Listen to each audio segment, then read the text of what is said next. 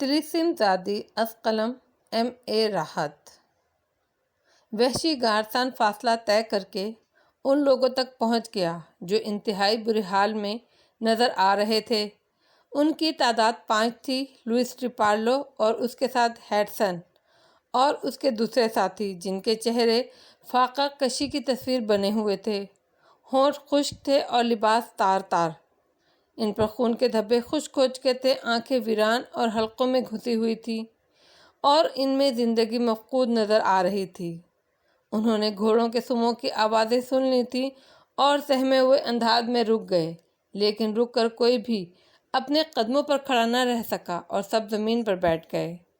گارسان نے اپنے گھوڑا ان کے سامنے روک دیا اور ان کے حلق سے کہا نکلا، اوہ لوئس ٹریپالو، میرے دوست، میرے دیرینہ دوست، تم نے دیکھا یہ جنگل بھی دنیا کی طرح گول ہے۔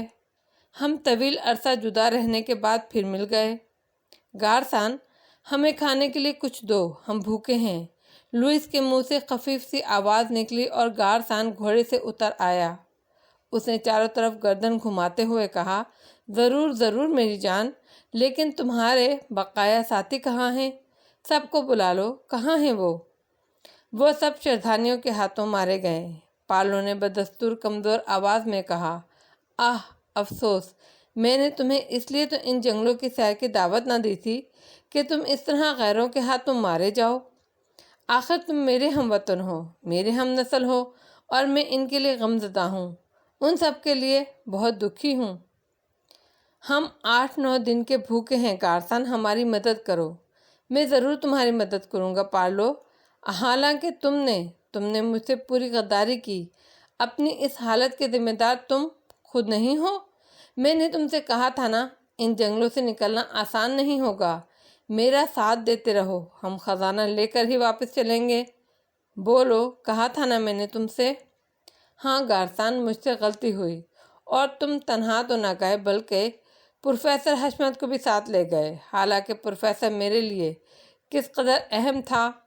دیکھ لو، وہ عقل مند تھا، میرے پاس آ گیا، اور اب وہ ایک عظیم خزانے کا مالک ہے، اور تم؟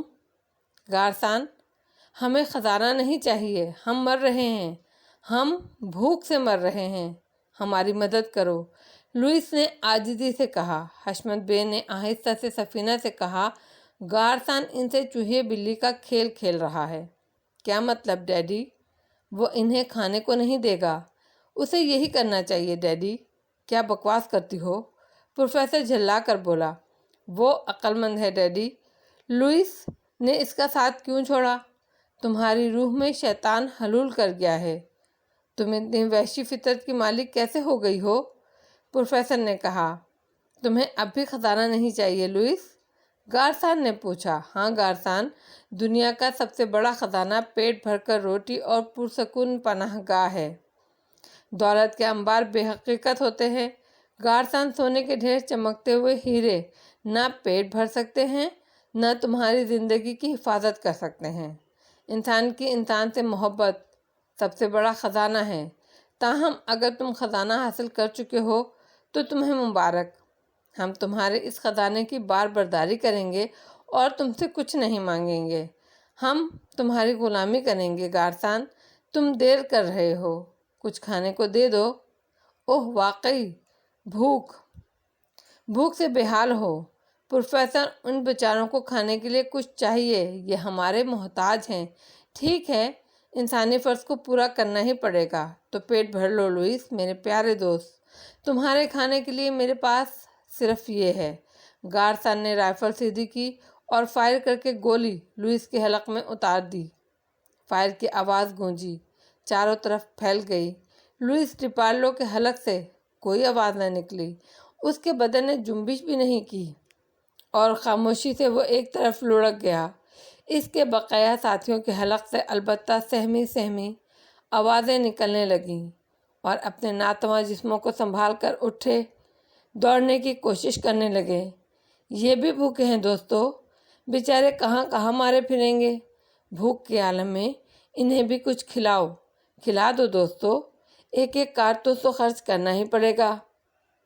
دوسری گولی سفینہ کی رائفل سے نکلی، اس نے ہیڈسن کا نشانہ لیا تھا۔ پھر اور کئی گولیاں چلیں اور تمام مفلوج کے حال لوگ گر پڑے۔ ان کے جسموں نے ہلکی ہلکی جنبش کی اور اس کے بعد وہ ساکت ہو گئے۔ گارسان کے چہرے پر شرارت آمیز سنجیدگی طاری تھی۔ اس نے گہری سانس لے کر گردن ہلاتے ہوئے کہا، آہ بیچارہ لوئس، آہ بیچارے لوگ، ان کے علاوہ میں ان کے لیے اور کیا کر سکتا تھا؟ اور پھر اس نے بڑی اپنائیت سے سفینہ کو دیکھا۔ تم نے بھی انسانیت کا پورا ساتھ دیا ہے پروفیسر۔ تمہاری یہ بیٹی اچانک مجھے بہت پسند آ گئی ہے، بہت سمجھدار بچی ہے، یہ دنیا میں رہنا جانتی ہے۔ حشمت بے پر سکتہ طاری تھا۔ گارسان پر تو جنون طاری تھا ہی، لیکن صفیہ۔ حشمت بے پر سکتہ طاری تھا اور گارسان پر جنون، لیکن سفینہ، اس سے اس حرکت کی توقع خواب میں بھی نہیں کی جا سکتی تھی۔ وہ اتنی شفاق تو کبھی نہ تھی۔ اسے اپنی ہی بیٹی اجنبی لگ رہی تھی۔ وہ کچھ نہیں بول سکا اور گارسان نے پھر کہا، میں پورے احترام سے ان کی تدفین کرتا، لیکن اول تو ان کی قبریں کھودنے میں پورا دن لگ جائے گا، دوئم ہمارے پاس ان کے لیے وسائل نہیں ہیں، اور تیسری بات یہ ہے کہ ایسا کرنا گناہ ہوگا۔ ان کے یہ جسم مردہ خوروں کے کام آ سکتے ہیں، ہم ان سے ان کی خوراک کیوں چھینیں؟ کیوں دوستو، ہمیں یہ گناہ نہیں کرنا چاہیے۔ آؤ آگے بڑھیں۔ گارسان اپنے گھوڑے پر سوار ہو گیا اور پھر اس نے گھوڑے کا رخ بدل دیا۔ باقی لوگ بھی اس کے ساتھ چل پڑے۔ گارسان میں اعتماد پیدا ہوتا جا رہا تھا۔ حالات بھی اس کے حق میں چل رہے تھے۔ انہیں شکار بھی ملتا رہا اور کوئی ایسی مشکل بھی پیش نہ آئی جو پریشان کن ہوتی۔ صفیہ پر اب اس کی پوری توجہ تھی اور وہ اسے اپنے ساتھ رکھتا تھا۔ لوئس کے واقعے کے تیسرا دن۔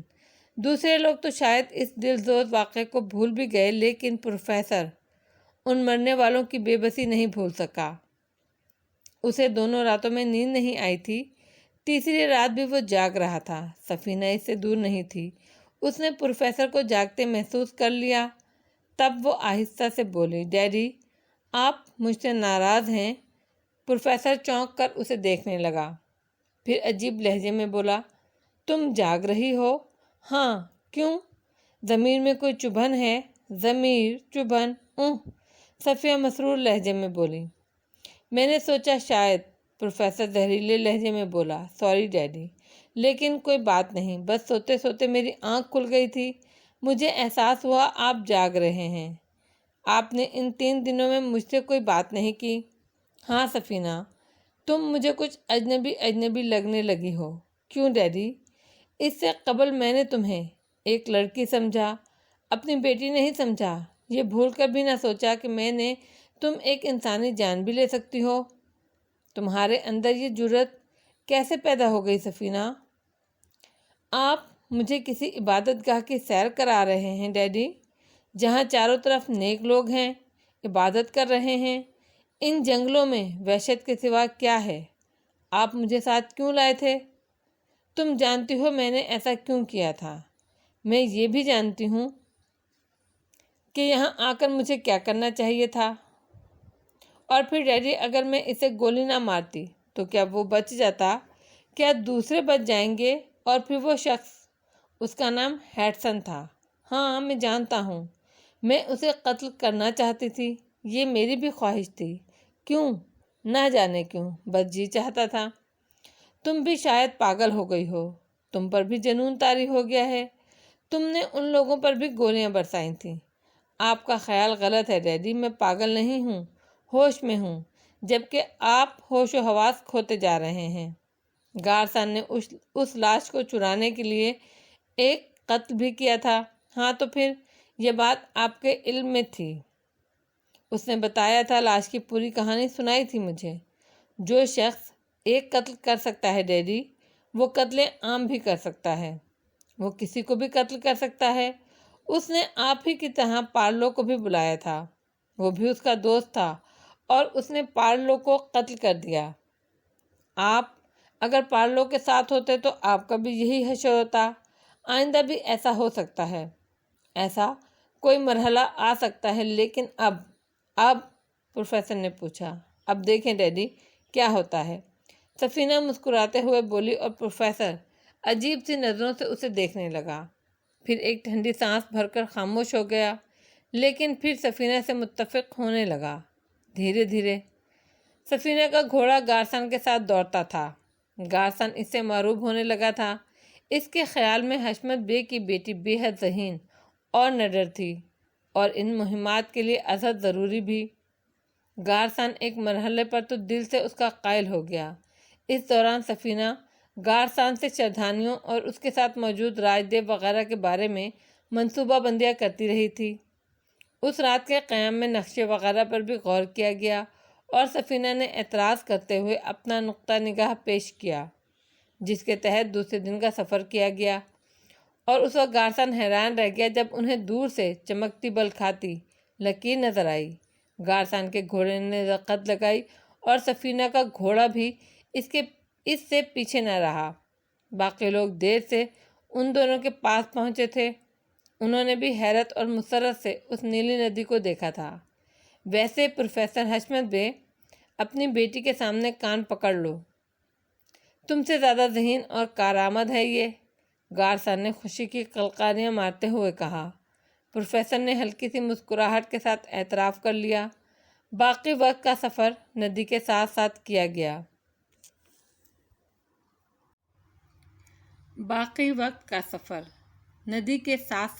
گیا۔ اور شام کے جھٹپٹے رات کی سیاہی میں تبدیل ہو گئے۔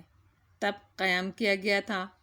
گارسن نے سفینہ سے کہا، تم میرے نائب کی حیثیت رکھتی ہو، سفینہ جو بات تمہارے ذہن میں آئے اس کا اظہار کر دینا۔ بہت سی باتیں میرے ذہن میں ہیں مسٹر گارسن۔ ضرور، ہمیں بتاؤ تمہاری سوچ کیا ہے۔ اس وقت تک مسٹر گارسن، جب تک یہ سارے کام آپ لوگوں نے سنبھالے ہوئے تھے، میں نے کچھ سوچنا ضروری نہیں سمجھا تھا، لیکن اب میں ضروری سمجھتی ہوں آپ سے کچھ سوالات کروں۔ ضرور کرو۔ مختصراً میں نے یہ کہانی سنی ہے۔ اس کہانی میں ایک عورت کی لاش ہے، ایک زندہ لڑکی ہے جو اس عورت کے ساتھ تھی، بعد میں اس کی پرورش کی گئی اور وہ جوان ہو گئی۔ ہاں، یہی کہانی ہے۔ نقشہ اس لاش کے پاس سے برآمد ہوا تھا۔ بالکل۔ یہ کیسے تصور کر لیا کہ وہ کسی خزانے کا نقشہ ہے؟ تمہارے خیال میں وہ اور کیا ہو سکتا ہے؟ پروفیسر حشمت کے پاس اس کی نقل موجود ہے، اور خود پروفیسر نے اسے دیکھ کر اس بات کی تصدیق کی ہے کہ وہ کسی خزانے ہی کا نقشہ ہو سکتا ہے۔ اس قسم کے نقشے خزانوں ہی کے لیے ترتیب دیے جاتے ہیں۔ اس کے علاوہ وہ لڑکی جو راؤ سکندر کے پاس موجود تھی اس سفر میں ان کے ساتھ ہے، اور یہ سنا گیا ہے کہ وہ خزانے کی اس جگہ کے بارے میں جانتی ہے۔ دراصل سفینہ، ہندوستان ایسی پراسرار کہانیوں کے لیے مشہور ہے، اور یہاں کی سرزمین اس دور میں بھی خزانے اگلتی رہتی ہے۔ جس دور میں یہاں انگریزوں کی حکومت تھی، ایسے لاتعداد قصے میرے کانوں سے گزر چکے ہیں۔ میں اب بھی دعوے سے کہتا ہوں کہ ان پراسرار جنگلات کے کسی حصے میں ایک عظیم الشان خزانہ پوشیدہ ہے۔ تاہم تم اپنے باپ سے وہ نقشہ لے کر دیکھ سکتی ہو۔ میں نے وہ نقشہ دیکھا ہے مسٹر گارسن، اور میں اس بات سے بالکل متفق ہوں کہ وہ کسی خزانے ہی کا نقشہ ہے، سفینہ نے پراسرار انداز میں کہا، اور گارسن اس کی صورت دیکھنے لگا۔ پھر بولا، تو پھر تم یہ سوال کیوں کر رہی ہو؟ آپ لوگوں کا نظریہ معلوم کرنے کے لیے۔ ہم نے ان لوگوں کے ساتھ اس لڑکی کو نہیں دیکھا مسٹر گارسن۔ وہ لوگ بھی تو بھٹک گئے ہیں۔ جب راجدیو اور راؤ سکندر مجھ سے ملے تھے تو انہوں نے اپنی اپنی کہانی سنائی تھی۔ چردھانیوں کے حملے کے دوران وہ بے تحاشا وہاں سے بھاگے تو ان کے کچھ ساتھی بچھڑ گئے، جن میں راجدیو اور غزال بھی تھے، جو تمہیں مل گئے، اور بالآخر تم ان کے ساتھ دوبارہ میرے پاس پہنچ گئیں۔ اور ان کی کہانی جھوٹ نہ تھی، کیونکہ میں نے ہی ایک مرحلے پر چردھانیوں سے راؤ سکندر اور اس کے ساتھیوں کی جان بچائی تھی۔ اس کا مقصد ہے وہ لڑکی ان لوگوں سے جدا ہو گئی ہے۔ وہ ہمارے لیے کارآمد ہے مسٹر گارسن، اور اس کے سفر کے دوران ہمیں خود بھی اس کی تلاش جاری رکھنی چاہیے۔ گارسن بڑی تحسین آمیز نظروں سے سفینہ کو دیکھ رہا تھا۔ پھر اس نے گردن جھٹکتے ہوئے کہا، اس میں کوئی شک نہیں ہے، وہ ہمارے لیے بھی کارآمد ہو سکتی ہے، اور واقعی یہ بات قابل غور ہے کہ ان سے جدا ہونے کے بعد وہ کہاں گم ہو گئی۔ اور ڈیئر سفینہ، تم بے حد ذہین ہو، مجھے اندازہ نہیں تھا کہ تم ہمارے لیے اس قدر کارآمد ثابت ہوگی۔ تمہاری سوچ تو لاجواب ہے، تم ان پوائنٹس پر سوچتی ہو جو ہمارے اپنے ذہن میں بھی نہیں آ سکے تھے۔ پروفیسر، یہ لڑکی تمہارے لیے کارآمد کیوں نہیں ثابت ہوئی؟ یہ تو کمال کی ذہانت رکھتی ہے۔ سنو سفینہ، تمہیں ہر طرح کی آزادی ہے، جہاں سے چاہو راستہ تبدیل کر لینا، جس انداز میں چاہو کام کرنا، ہم سبھی تمہارا تعاون کریں گے۔ شکریہ مسٹر گارسن، میرا مقصد بھی وہی ہے جو آپ لوگوں کا ہے۔ آپ کی سرکردگی میں، آپ کی لیڈرشپ میں ہم یقیناً اس عظیم الشان خزانے کا راز پا لیں گے اور اسے حاصل کر لیں گے۔ گارسن خوشی سے قلقاریاں مارنے لگا اور بار بار پروفیسر حشمت بے سے یہی کہتا کہ اس کی بیٹی اس سے زیادہ ذہین، اور دل ہی دل میں پروفیسر حشمت بے نے بھی اس بات کو تسلیم کر لیا تھا کہ سفینہ اب ان راستوں پر چلنے کے بعد حیرت انگیز ثابت ہو رہی تھی، اور یقینی طور پر اب اس بات کے امکانات نہیں رہے کہ گارسن ان لوگوں کو کوئی نقصان پہنچانے کی کوشش کرے گا۔ سفینہ نے اسے محتاج بنا لیا تھا، اور گارسن جیسی فطرت کے مالک لوگ اگر کسی سے اس انداز میں متاثر ہو جاتے ہیں تو اپنے مفاد کی خاطر اس سے انحراف نہیں کرتے۔ کم از کم سفینہ نے یہ حصہ محفوظ کر لیا تھا، اور اس سے خود پروفیسر حشمت بے کو براہ راست فائدہ پہنچا تھا۔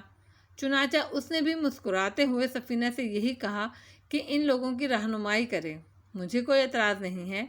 سفینہ نے البتہ اسی رات اپنے باپ سے مسکرا کر کہا، کہیے ڈیڈی، میں نے جو کچھ کہا وہ چند ہی دنوں میں کر دکھایا نا آپ کو۔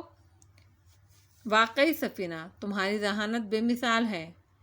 اب تو آپ مجھ سے ناراض نہیں ہیں، اور نہ ہی آپ کو یہ شکایت ہے کہ میں نے کوئی غیر انسانی حرکت کی ہے۔ دراصل ڈیڈی، جن راستوں پر آپ چل پڑے ہیں وہاں ذہانت کی بھی ضرورت ہے، اور اپنے تحفظ کے لیے چالاکی کی بھی۔ میں اب بھی یہ بات دعوے سے نہیں کہتی کہ یہ نقشہ کسی خزانے کا ہی ہو سکتا ہے، لیکن آپ یہ قدم اٹھا بیٹھے ہیں تو کم از کم زندگی کی بقا کے لیے ہمیں خزانہ ہی ذہن میں رکھنا ہوگا، اور یہ بھی ہو سکتا ہے کہ نقشے کا تعلق خزانے سے ہو، کیونکہ جنگلوں میں رہنے والوں کے لیے سونے چاندی کے انبار بے حقیقت ہوتے ہیں، اور ہو سکتا ہے انہوں نے یہ انبار جمع کر رکھے ہوں۔ پروفیسر خاموشی سے گردن ہلا کر رہ گیا تھا۔ غرض کے دوسرے دن پھر معمولات سے فارغ کے بعد سفر کا راستہ اختیار کیا گیا، اور وہ لوگ ندی کے ساتھ ساتھ سفر کرتے رہے۔ لیکن پھر اس وقت جب سورج ڈھلان پر تھا، انہوں نے بہت دور، کافی فاصلے پر ایک عجیب و غریب منظر دیکھا جو ان کی سمجھ میں نہ آ سکا۔ انہوں نے اس پہاڑی کو دیکھ لیا تھا جس کی جانب یہ ندی بہہ رہی تھی، لیکن پہاڑی کا پھیلاؤ اتنا تھا کہ یہ نہیں سوچا جا سکتا تھا کہ ندی اس کے کنارے کنارے نکل گئی ہو۔ وہ سبھی اس پہاڑی کو دیکھ رہے تھے اور اس کے بارے میں گفتگو کر رہے تھے۔ پروفیسر نے کہا، ہو سکتا ہے پہاڑی سے ٹکرانے کے بعد ندی نے اس کے دامن میں راستہ بنا لیا ہو اور دائیں یا بائیں مڑ گئی ہو، لیکن آثار ایسے نظر آتے تھے کہ ندی کسی سمت نہیں مڑی، بلکہ شاید اس پہاڑ کے نیچے سے نکل گئی تھی، اور مزید فاصلہ طے کرنے کے بعد اس خیال کی تصدیق بھی ہو گئی تھی۔ ایک بہت بڑے غار کا دہانہ نظر آ رہا تھا، اور ندی اسی غار میں داخل ہو گئی تھی۔ دور ہی سے ان پہاڑوں کو دیکھ کر شدید ہیبت کا احساس ہوتا تھا۔ بے پناہ بھیانک اور بدصورت پہاڑیاں تھیں جنہوں نے اس ندی کا راستہ روک رکھا تھا، لیکن انتہائی تجسس سے پر تھیں اور اپنے آپ کو اس تجسس سے باز نہ رکھ سکے۔ گھوڑوں نے اب تک کا سفر کافی تیز رفتاری سے طے کیا تھا، لیکن ندی کے کنارے سپاٹ تھے۔ چنانچہ گارسن نے طوفانی انداز میں گھوڑے دوڑا کر روشنی ہی میں ان پہاڑوں کے قریب پہنچنے کا فیصلہ کیا تاکہ وہاں جا کر کوئی تعین کیا جا سکے۔ ندی پہاڑی غار میں داخل ہو کر اچھی خاصی بھیانک آواز میں کسی چیز سے ٹکرا رہی تھی، اور وہ لوگ دہانے کے پاس کھڑے ہو گئے۔ سب کی نگاہیں بھٹک رہی تھیں۔ بدصورت اور بدہیت پہاڑوں میں عظیم الشان چٹانیں ابھری ہوئی تھیں، اور ان کے عقب کا حال معلوم نہیں تھا۔ اس غار میں داخل ہونے کی جرت بھی نہیں تھی، کیونکہ اندر سے بھیانک آوازیں ابھر رہی تھیں۔ یوں محسوس ہو رہا تھا جیسے ندی وہاں کسی چٹان سے ٹکراتی ہو، لیکن ٹکرا کر اس کا پانی باہر نہیں آ رہا تھا بلکہ وہیں کہیں پہاڑوں میں گم ہو جاتا تھا۔ ابھی وہ اسی سوچ میں ڈوبے ہوئے تھے کہ دفعتاً ایک ہولناک گڑگڑاہٹ کے ساتھ اوپر سے چھوٹے چھوٹے پہاڑی پتھر ان کے اوپر لڑکنے لگے۔ ان کے لڑکنے کی آواز اتنی بھیانک تھی کہ ان کے دل لرز اٹھے۔ گھوڑے دہشت زدہ ہو کر الف ہو گئے۔ انہوں نے پیچھے ہٹنا شروع کیا، لیکن بات یہیں پر ختم نہ ہوئی، بلکہ چھوٹے چھوٹے پہاڑی پتھر ان کی طرف بڑھنے لگے، اور ان پہاڑی پتھروں کے ساتھ لمبے نکیلے انی والے نیزے بھی تھے جو ان کے اطراف میں آ کر بے بس ہو گئے تھے۔ گارسان دہشت بھری آواز میں چیخا، بھاگو، پیچھے ہٹ جاؤ، پیچھے ہٹ جاؤ، لیکن گھوڑے سنبھل نہیں پا رہے تھے۔ انہوں نے انہیں ہٹانے کی کوشش کی تو وہ دائیں سمتی پہاڑوں کے ساتھ دوڑنے لگے اور بے قابو ہو گئے۔ گھوڑوں کو سنبھالنے کی کوشش، اوپر سے پتھروں کی برسات، ان لوگوں کے لیے جان لیوا بھی ثابت ہو سکتی تھی۔ ہر شخص پوری مہارت سے اپنے اپنے گھوڑوں کو سنبھالنے میں مصروف تھا۔ گھوڑے داہنی سمت دوڑ رہے تھے اور کافی دور جانے کے بعد بمشکل تمام انہیں قابو میں کیا جا سکا۔ پہاڑی دیوار کے ساتھ ساتھ ان پر پتھروں اور نیزوں کی بارشیں ہوتی رہی تھیں، لیکن اچانک ہی یہ پہاڑی کٹاؤ دوسری جانب گھوم گیا اور اس طرف انہیں پتھروں اور نیزوں سے نجات ملی۔ وہ سب کے سب تتر بتر ہو گئے تھے، لیکن ذرا ہی دیر میں وہ سب اپنے اپنے گھوڑوں کو سنبھال کر یکجا ہو گئے۔ گارسان کا پورا بدن پسینے میں تر تھا اور وہ سہمی ہوئی نگاہوں سے چاروں طرف دیکھ رہا تھا۔ تب اسے ایک رستہ نظر آیا جو ایک پہاڑی سے دوسری پہاڑی کی جانب جانے کے لیے تھا۔ دوسری پہاڑی کا سلسلہ بھی تقریباً 1 فرلانگ کے بعد شروع ہو جاتا تھا۔ یہ عجیب و غریب منظر ان سب کے لیے خون منجمد کر دینے والا تھا، اور وہ سہمی ہوئی نگاہوں سے اس سمت دیکھ رہے تھے جہاں سے ان پتھروں کی بارش ہوئی تھی۔ تب انہیں بلندیوں پر کچھ لوگ نظر آئے، چلتے پھرتے۔ سفینہ نے اس وقت بھی کمال جرأت سے کام لیا۔ اس نے رائفل سیدھی کی اور اوپر نظر آنے والے 2 افراد کو نشانہ بنایا۔ وہ دونوں تیز آوازوں کے ساتھ بلند و بالا پہاڑی سے نیچے گہرائیوں میں گرنے لگے، اور سبھی نے خوفزدہ نگاہوں سے انہیں دیکھا، لیکن دوسرا منظر ان کے لیے پہلے سے زیادہ دہشت ناک تھا۔ نیچے گرنے والوں کے بدن کچھ اس طرح سکڑنے لگے جیسے ان کے اعضاء ایک دوسرے میں پیوست ہوتے جا رہے ہوں، اور پھر ان میں ایک عجیب و غریب سی تحریک پیدا ہو گئی۔ یوں معلوم ہوتا تھا جیسے ان کے جسم کا ملغوبہ گاڑھے سیال کی شکل میں ایک دوسرے میں گڑبڑ ہوتا جا رہا ہو۔ یہ ناقابل یقین منظر تھا، لیکن تھوڑی ہی دیر کے بعد ان کے جسم نہ ہونے کے برابر رہ گئے اور وہ ملغوبہ ساکت ہو گیا۔ سفینہ نے بھی یہ منظر دیکھا تھا، لیکن وہ ان کی نسبت زیادہ نڈر اور مستعد نظر آ رہی تھی، کیونکہ تھوڑی ہی دیر کے بعد پہاڑی کے ایک نچلے سوراخ کے پاس اس نے 2 آدمیوں کو دیکھا اور ان پر بھی گولی چلا دی۔ نتیجہ پہلے سے مختلف نہیں نکلا تھا، اور وہی منظر ان کی نگاہوں کے سامنے تھا۔ وہ متحیرانہ نظروں سے سب کچھ دیکھتے رہے۔ گارسان کو چکر آ رہے تھے۔ پروفیسر حشمت بے بھی پاگلوں کی طرح ادھر ادھر دیکھ رہا تھا۔ دفعتاً ہی گارسان نے بھی کسی کو دیکھ لیا، اور دوسرے ہی لمحے اس نے بھی ہمت کر کے فائر کر ڈالا۔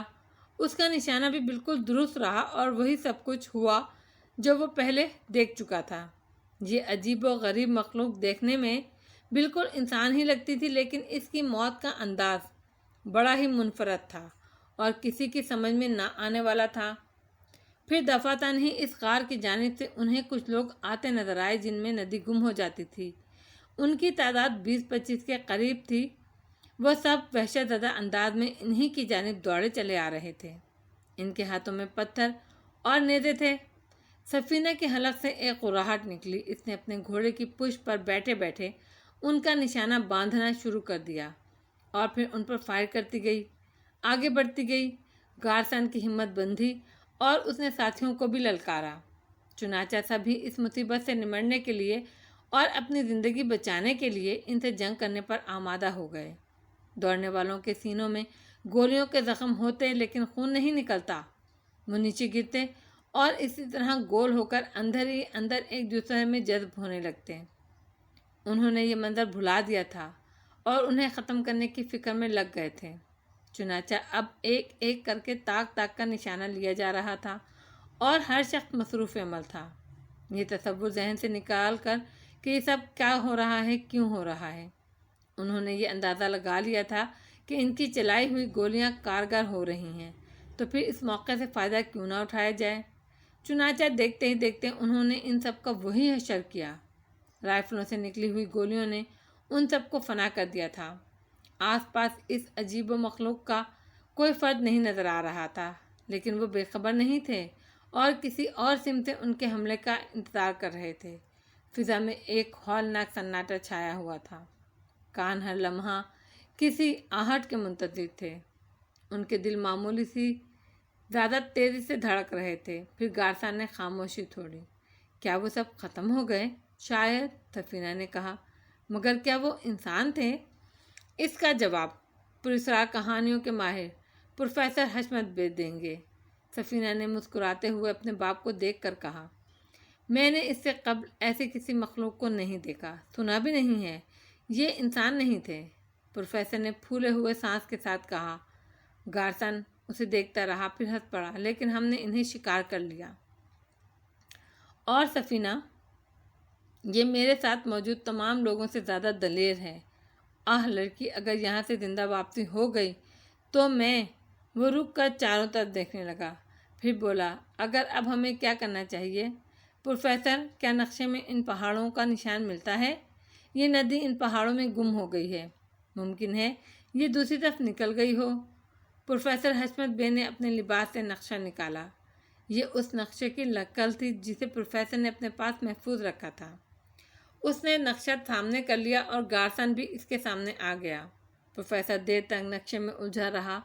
اس نے ایک گہری سانس لے کر کہا، اس چکر کو ندی تصور کیا گیا ہے، لیکن کہیں ان پہاڑیوں کی نشاندہی نہیں کرتی۔ تو پھر… گارسن پریشانی سے بولا۔ اس وقت سفینہ چیخ پڑی، اوہ مسٹر گارسن! گارسن اس کی آواز پر اچھل پڑا۔ پھر انہوں نے ایک اور خوفناک منظر دیکھا۔ دونوں پہاڑیوں کے درمیان لٹکا ہوا جھولا متحرک تھا اور اس پر وہ مخلوق موجود تھی۔ جھولا خاموشی سے دوسری طرف کھینچا گیا تھا اور وہ اسی خاموشی سے اس میں بیٹھ کر ان کے سروں پر پہنچ گئے تھے۔ اس بار سچ مچ ان کی تقدیر نے انہیں بچایا تھا، ورنہ یہ حملہ بڑے منظم پیمانے پر کیا گیا۔ بلندی سے بے شمار پتھر اور نیزے ان پر برس پڑے تھے اور ان کے گھوڑوں نے زکندے لگا کر خود کو ان کی زد سے بچایا تھا۔ اپنی جگہ چھوڑتے ہی گارسن کے ساتھیوں نے جھولے پر فائرنگ شروع کر دی، لیکن جھولا ان کی زد میں نہ تھا اور اس پر پتھر برساتے رہے۔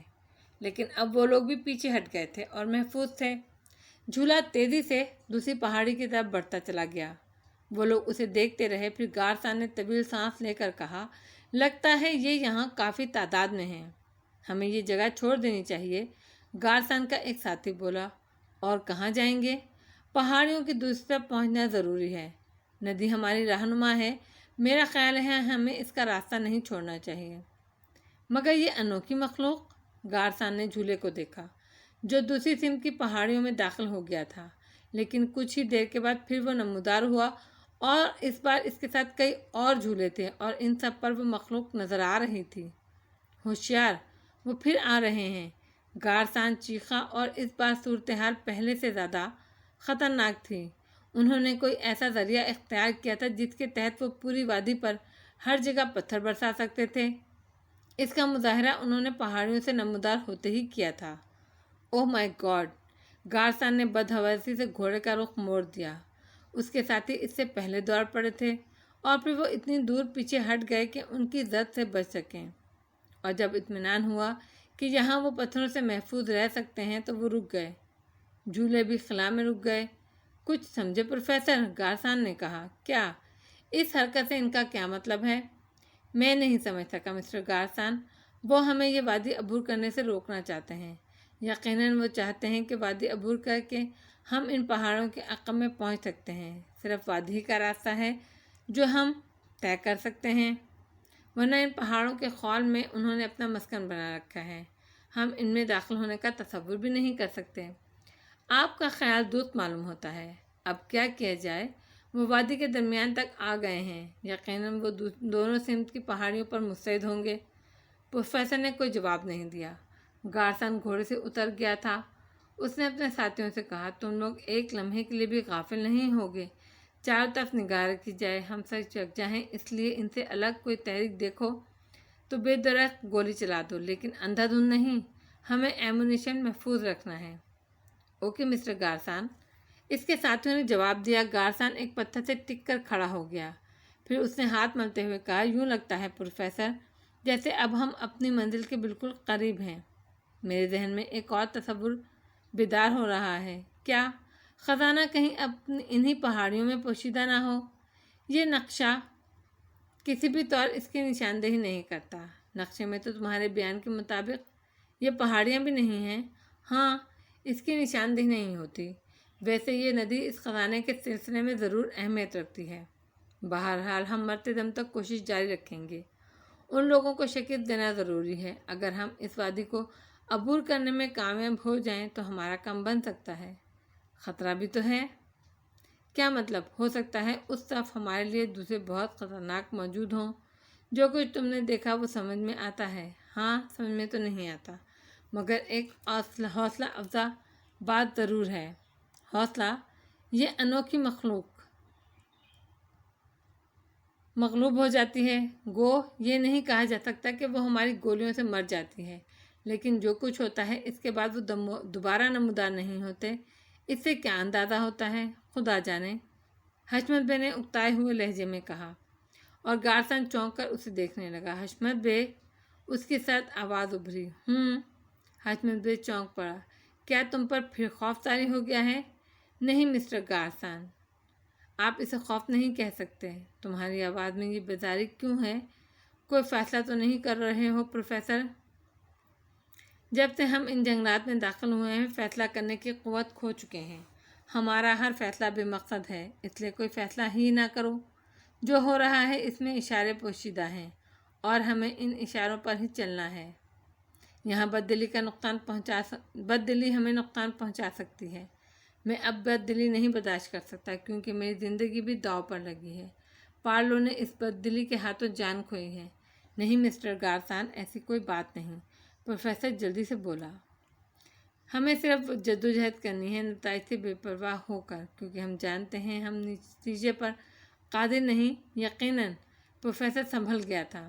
اس نے گارسن کے الفاظ میں چھپی دھمکی محسوس کر لی تھی۔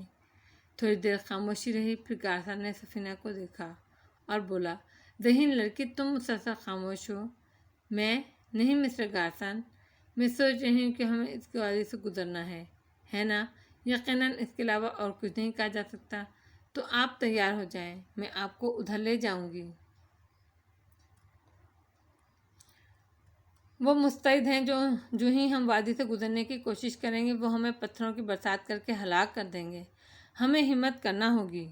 پروفیسر چلیے تیار ہو جائیے، سفینہ نے کہا، اور گارسن اسے دیکھنے لگا۔ ٹھیک ہے، ہم رات ہونے کا انتظار نہیں کر سکتے۔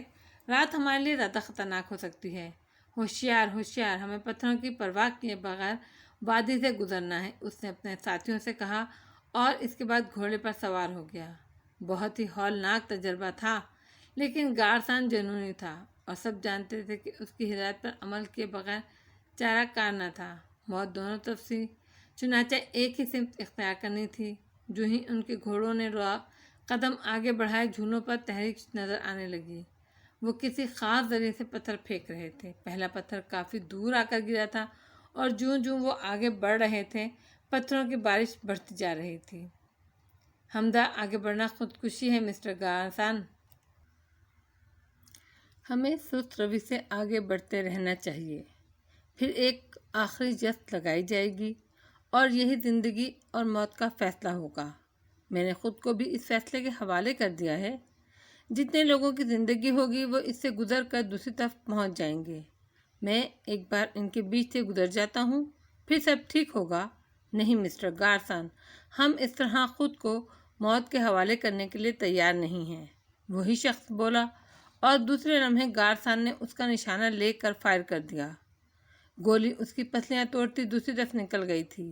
وہ ایک کربناک آہ کے ساتھ گھوڑے سے گر پڑا تھا، اور گارسن خونی نظروں سے اسے دیکھتا ہوا بولا، اس طرح نہیں تو اس طرح خود کو موت کے حوالے کرنا ہوگا۔ چلو اس نے گھوڑے کو تیزی سے آگے بڑھایا اور پتھروں کے برسنے کی رفتار بھی تیز ہو گئی۔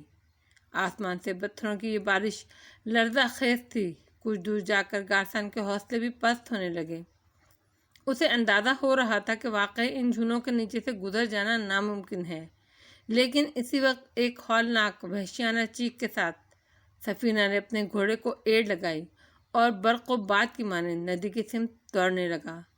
سفینہ پہاڑیوں کے اس حصے کی جانب دوڑ رہی تھی جو ندی کے اوپر تھی، اور اس کی وجہ کسی کی سمجھ میں نہیں آئی تھی۔ وہ سب بھی ٹھٹک کر سفینہ کو دیکھنے لگے۔ جھولے چوکے اس بار دوسری پہاڑی کی طرف سے آئے تھے، اسی لیے وہ وادی کے بیچوں بیچ تھی اور یہی انہوں نے مورچہ بنایا ہوا تھا۔ چونکہ ان کی نگاہ تمام گھوڑ سواروں کی طرف تھی، اسی لیے اس اکیلے گھوڑے پر سوار وہ کوئی توجہ نہیں دے سکے جو دیوانوں کے سے انداز میں گھوڑا دوڑا رہا تھا، یا پھر ان کے لیے یہ فیصلہ کرنا مشکل ہو گیا کہ ان سب کو چھوڑ کر صرف اس کے پیچھے دوڑ پڑیں جو پہاڑیوں کی سمت جا رہا تھا۔ اس طرح باقی گھوڑوں کے نکل جانے کا اندیشہ تھا۔ خود گارسن بھی نہیں سمجھ پایا تھا کہ اچانک سفینہ اس سمت کیوں دوڑ پڑی ہے۔ ایک طرف پتھر برسانے والے کشمکش کا شکار ہوئے تو دوسری طرف گارسن کے گھوڑے بھی رک گئے تھے۔ سفینہ کا گھوڑا پہاڑی بلندیاں طے کرنے لگا اور دیکھتے ہی دیکھتے اس نے بلندیوں کا سفر کافی حد تک طے کر لیا۔ پھر ایک جگہ رک کر اس نے اوپر دیکھا اور رائفل سیدھی کر لی۔ اس سنسنی خیز کیفیت میں فائر کی آواز ابھری اور سب اس کی دھمک سینوں میں محسوس کرنے لگے۔ دوسرا اور تیسرا فائر ہوا، پھر مسلسل فائر ہونے لگے اور دفعتاً گارسن کے حلق سے ایک ہذیانی قہقہ ابل پڑا۔ خدا کی قسم، خدا کی قسم، پورے خلوص دل سے آدھا خزانہ اس کا، وہ بولا، اور اسی وقت سفینہ کی جد و جہد کا نتیجہ سامنے آ گیا۔ مسلسل فائرنگ سے موٹے رسے ادھرنے لگے تھے اور پھر وہ کٹ گئے۔ تمام جھولے بیک وقت نیچے آ رہے۔ کئی جھولے سوار تو ان سے نکل کر نیچے گرے اور پاش پاش ہو گئے، اور باقی جھولوں کے ساتھ اس عظیم الشان پہاڑی دیوار سے ٹکرائے تھے جو دوسری طرف تھی۔ ان کی موت کا عمل یکساں تھا اور ان کے گول جسم ایک دوسرے میں مدفن ہوتے نظر آ رہے تھے۔ گارسن نے ایک زوردار آواز نکالی اور گھوڑے کو وادی میں دوڑا دیا۔ دوسرے بھی اس کی تقلید کرنے لگے۔ سفینہ نے خود اس کامیابی کے بعد گھوڑے کو نیچے اتارنا شروع کر دیا تھا اور تھوڑی دیر کے بعد وہ ان کے قریب پہنچ گئی تھی۔ ہے سفینہ زندہ باد، گارسن نے انگوٹھا اٹھا کر کہا، لیکن گھوڑا نہیں روکا تھا۔ وہ پہاڑیوں کی دوسری طرف دور تک نکل جانا چاہتا تھا، اور پھر وہ اس وقت تک گھوڑے دوڑاتے رہے جب تک کہ پہاڑیاں نظر آتی نہیں۔ دوسری طرف زمین سپاٹ تھی، اونچے نیچے زمینی کٹاؤ تھے، جگہ جگہ درخت نظر آ رہے تھے۔ پھر گارسن نے گھوڑے کی رفتار سست کی اور اسے روک لیا۔ اس کے اشارے پر باقی لوگ بھی رک گئے تھے۔ گارسن گھوڑے سے نیچے اتر گیا، پھر اس نے سفینہ کے گھوڑے کے پاس پہنچ کر اسے سہارا دیا اور سفینہ مسکراتی ہوئی نیچے اتر آئی۔ میں نے آدھا خزانہ تجھے دے دیا ہے لڑکی۔ میں نہیں جانتا کہ آگے کے حالات کیا ہوں، لیکن تیرے اس بے مثال کارنامے نے مجھے اتنا خوش کیا ہے کہ میں بیان نہیں کر سکتا۔ تو نے ہم مردوں کی ناک کاٹ لی ہے۔ میں تجھے مبارکباد دیتا ہوں۔ شکریہ مسٹر گارسن۔ اور تم پروفیسر، تم اس لڑکی کو چھپائے بیٹھے تھے، اس بے مثال لڑکی کو۔ اگر یہ مجھے میرے وطن میں مل جاتی تو خیر، ہو سکتا ہے مستقبل میں ہم بہت کچھ کر سکیں۔ دیر تک گارسن سفینہ کی تعریفیں کرتا رہا، پھر اس نے کہا، ہمیں اس ندی کا دوسرا سرا تلاش کرنا ہے۔ اگر ہم اس کی تلاش میں کامیاب ہو گئے تو یوں سمجھو کہ اپنی منزل پا لی۔ آؤ آگے چلیں، شام سے پہلے ہمیں کوئی مناسب جگہ تلاش کرنی ہوگی۔ کیا خیال ہے سفینہ؟ ہاں مسٹر گارسن، آگے تو بڑھنا ہی ہوگا، سفینہ نے کہا، اور اسی وقت وہ سب چونک پڑے۔ ایک چیخ کی آواز سنائی دی تھی، تیز نسوانی چیخ کی آواز جو بالکل صاف سنائی گئی تھی۔ سب حیران ہوئے اور ان کی گردنیں چاروں طرف گھومنے لگیں۔ جو کچھ ہوا اس کا انہیں وہم و گمان بھی نہیں تھا۔ گارسن اس دیوانگی کا مظاہرہ کر ڈالے گا، اس کے بارے میں راؤ اور راج نے بھی نہیں سوچا تھا۔ اس وقت ان لوگوں کی زندگی ان کے گھوڑوں نے بچائی تھی۔ وہ بھڑک کر دوڑ پڑے تھے، اس طرح گولیوں کی رینج سے دور ہو گئے تھے۔ خود ہربنڈا بھی اپنے گھوڑے کو نہیں سنبھال سکا تھا اور گھوڑے دوڑتے ہوئے انہیں بہت دور لے آئے تھے۔ بمشکل تمام ہربنڈا نے اپنے گھوڑے کو سنبھالا چونکہ اب گولیوں کی آوازیں نہیں آ رہی تھی، اسی لیے گھوڑوں کا خوف بھی کم ہو گیا تھا۔ ہربنڈا نے اپنے گھوڑے پر قابو پانے کے بعد فوراً ہی اس کا رخ بدل دیا اور اسی سمت دوڑنے لگا جہاں وہ حادثہ رونما ہوا تھا۔ شردھانیوں نے بھی حیرت انگیز طور پر اپنے گھوڑے سنبھالے اور اپنے سردار کے پیچھے دوڑ پڑے۔ راؤ سکندر، راج دیو اور ان کے تمام ساتھی بھی آہستہ آہستہ اپنے گھوڑوں پر قابو پا رہے تھے، لیکن اس دوران ہربنڈا اپنے تمام ساتھیوں کے ساتھ ان کی نگاہوں سے گم ہو گیا تھا۔ راج دیو نے راؤ سکندر کی جانب دیکھا اور سرسراتی آواز میں بولا، راؤ، گارسان کے ساتھ یقینی طور پر ایسے ہی کسی حادثے کا محرک ہو سکتا ہے۔ ہم سے بہت بڑی غلطی ہوئی۔ اب یہ بات ہربنڈا کو سمجھانا بہت مشکل ہوگا کہ گارسان نے کیوں غداری کی۔ راؤ سکندر خود بے انتہا پریشان نظر آ رہا تھا۔ اس نے آہستہ سے کہا، ہربنڈا پر اس واقعے کا رد عمل بعد میں معلوم کیا جائے گا راج، ہمیں فوراً ہی اس کے پیچھے چلنا چاہیے، کہیں یوں نہ ہو وہ ہمیں بھی دشمن تصور کر لے۔ راج دیو نے اس بات سے اتفاق کیا اور اس کے بعد ان کے گھوڑے بھی ہربنڈا کے نقش قدم پر دوڑنے لگے۔ ویسے انہیں اپنی خراب پوزیشن کی شدت سے احساس تھا۔ گارسان کے ساتھ حشمت بے کی شمولیت پر سب کی سب انگشت بدار رہ گئے تھے۔ وہاں سے بے اختیار انداز میں دوڑتے ہوئے انہوں نے گارسان کے ساتھ حشمت بے کو بھی دیکھا تھا، جو گارسان کے ساتھیوں ہی کی مانند ان پر گولیاں برسا رہا تھا۔ یہ تمام صورتحال ناقابل فہم تھی۔ کم از کم حشمت بے سے اس بات کی امید نہیں کی جا سکتی تھی۔ بہرحال انہوں نے اپنے گھوڑوں کی رفتار تیز سے تیز کر دی اور ہربنڈا کچھ فاصلے پر انہیں نظر آنے لگا۔ وہ انہی ڈھلانوں کی طرف بڑھ رہا تھا۔ واپسی کا راستہ ضرورت سے زیادہ ہی طویل محسوس ہوا۔ دراصل گھوڑے جس برق رفتاری سے دوڑے تھے اس کو مد نگاہ رکھتے ہوئے انہیں اپنے آپ کو گھوڑوں کی پشت پر ہی سنبھالنا مشکل ہو گیا تھا۔ راستے کی طوالت کا کیا اندازہ کیا جا سکتا تھا؟ اس وقت انہیں علم ہوا کہ وہ ان ڈھلانوں سے کتنی دور نکل آئے ہیں۔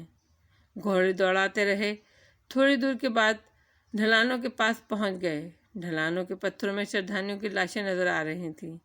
ان کے گھوڑے بھی ہلاک ہوئے تھے اور چند گھوڑے ان پتھروں کے درمیان گھومتے پھر رہے تھے۔ ہربنڈا وہاں پہنچ کر اپنے گھوڑے سے چھلانگ لگا کر نیچے اتر آیا اور پھر وہ اپنے ایک ایک ساتھی کی لاش دیکھنے لگا۔ اس کے چہرے پر پتھریلا پن نظر آ رہا تھا۔ راؤ سکندر، راج دیو اور بقیہ لوگوں بھی گھوڑوں سے اتر کر ان لاشوں کا جائزہ لینے لگے۔ ان میں سبھی ہلاک ہو چکے تھے، کسی میں زندگی کی رمق نظر نہیں آ رہی تھی۔ راؤ سکندر اور راج دیو بہرحال انسان ہی تھے اور ان بے گناہ انسانوں کی موت کا انہیں بے حد دکھ بھی تھا۔ ہربنڈا ان تمام لاشوں کا جائزہ لے چکا تو ایک پتھر پر خاموشی سے بیٹھ گیا۔ ان لوگوں کی ہمت نہیں پڑ رہی تھی کہ اس کے پاس جائیں۔ دیر تک وہ اسی پریشانی کے عالم میں کھڑے رہے۔ گارسان اور اس کے ساتھیوں کا دور دور تک پتہ نہیں تھا، لیکن شردھانی ہاتھوں میں رائفل لیے مستعد تھے اور ان میں بے شمار شردھانی اوپر بھی پہنچ گئے تھے تاکہ یہاں سے دشمنوں کا جائزہ لیا جا سکے۔ لیکن گارسان اور اس کے ساتھیوں کا نام و نشان نہیں ملا۔ ویسے انہوں نے اپنے طور پر گارسان کے تعاقب کی کوشش نہیں کی تھی، کیونکہ ان کے سردار نے اس کا حکم نہیں دیا تھا۔ بالآخر ہربنڈا خود ہی اپنی جگہ سے اٹھا اور راؤ سکندر کے پاس پہنچ گیا۔